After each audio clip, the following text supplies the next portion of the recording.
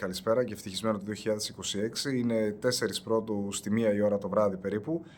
Να πω ότι μέχρι στιγμής από ό,τι βλέπω στο site της Enerwave τα προγράμματα παραμένουν όσοι είχαν και τον προηγούμενο μήνα. Είναι οι καλύτερες επιλογές, δηλαδή ανάλογα με την κατανάλωση σας έχει την καλύτερη δυνατή επιλογή σε μπλε σταθερό πρόγραμμα. Και αν έχετε και αέριο, η τιμή του αερίου κατεβαίνει στα 2 λεπτά και 8 δέκατα. Οι δωροεπιταγές των 100 ευρώ μέχρι στιγμής από την ενημέρωση που έχουμε έχουν σταματήσει. Αν αλλάξει κάτι στην πορεία του μήνα θα ενημερώσω. Και απλά να προσέχετε ότι κανένα 2-3 πάροχοι έχουν ακυρώσει τα μπλε προγράμματα που τρέχανε για πολύ καιρό τώρα, όπως ας πούμε είναι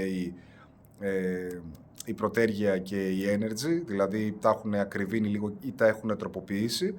Οπότε σε περίπτωση που είστε σε αυτούς τους παρόχους, τελειώνει το πρόγραμμά σας και θα σας ανανεώσουν, θεωρητικά δεν θα μπορέσουν να σας βάλουμε στο πρόγραμμα που είστε, θα σας προτείνουν το καινούριο πρόγραμμα. Οπότε λίγο να δείτε τι μπορεί να έχει αλλάξει και τι σας συμφέρει. Όπως και να έχει αυτή τη στιγμή, είτε είναι επαγγελματική παροχή, είτε οικιακό, είτε ρεύμα και αέριο μαζί, συμφέρουν τα προγράμματα της Enerwave και θυμίζω ότι άμα κάνουμε μαζί την αλλαγή, κερδίζετε και 20 ευρώ από μένα.